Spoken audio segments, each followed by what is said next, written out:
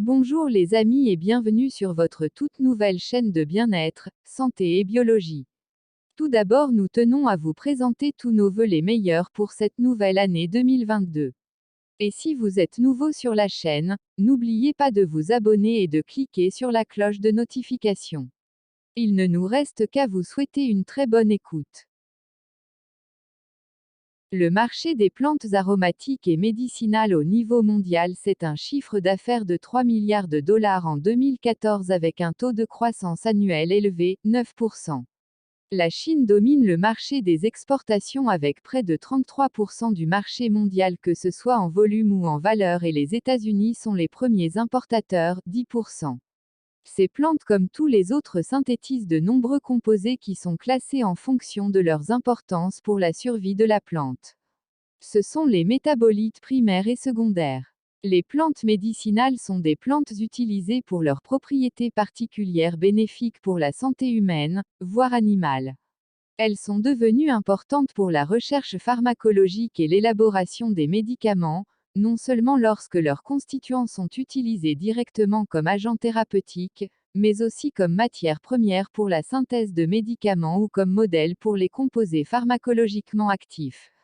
Par contre, les plantes aromatiques sont quant à elles un ensemble de plantes utilisées en cuisine et en phytothérapie pour les arômes qu'elles dégagent, et leurs huiles essentielles que l'on peut extraire. Dans cette vidéo, nous allons vous parler d'une plante aromatique très utilisée en cuisine. Thymus vulgaris, plus connu sous le nom de thym ou farigoule, est une espèce du genre Thymus regroupant un grand nombre d'espèces, de sous-espèces et de variétés de plantes sauvages.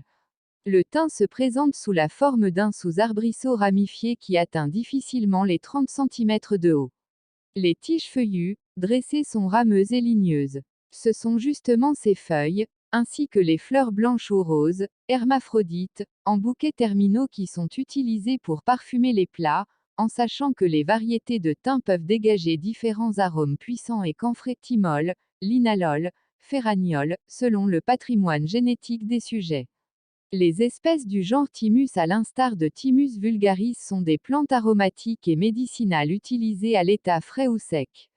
Leurs huiles essentielles sont largement utilisées dans la médecine alternative de par leurs propriétés antiseptiques, pour traiter les rhumes, bronchites et les rhinopharyngites, antispasmodiques pour faciliter le transit intestinal et soulager les douleurs des voies digestives, et antimicrobiennes de par sa richesse en carvacroïl, composés chimiques ayant des activités antibactériennes et antifongiques, efficaces contre les bactéries du genre Streptococcus, Staphylococcus aureus, Escherichia coli et Klebsiella, responsables de nombreuses pathologies humaines digestives, et les espèces fongiques à l'instar du genre Candida albicans, responsables de pathologies de la peau. Outre ces trois propriétés, cette huile permet d'évacuer les toxines en cas de fièvre, elle soulage les douleurs rhumatismales, tonifie le cuir chevelu, fortifie les gencives en empêchant la mauvaise haleine et en usage externe, elle désinfecte les plaies. Composés chimiques majoritaires: carvacrol, gamma-terpinène, pécimène, linalol et alpha-pinène. Si vous avez aimé la vidéo, n'oubliez pas de liker en cliquant sur le petit pouce.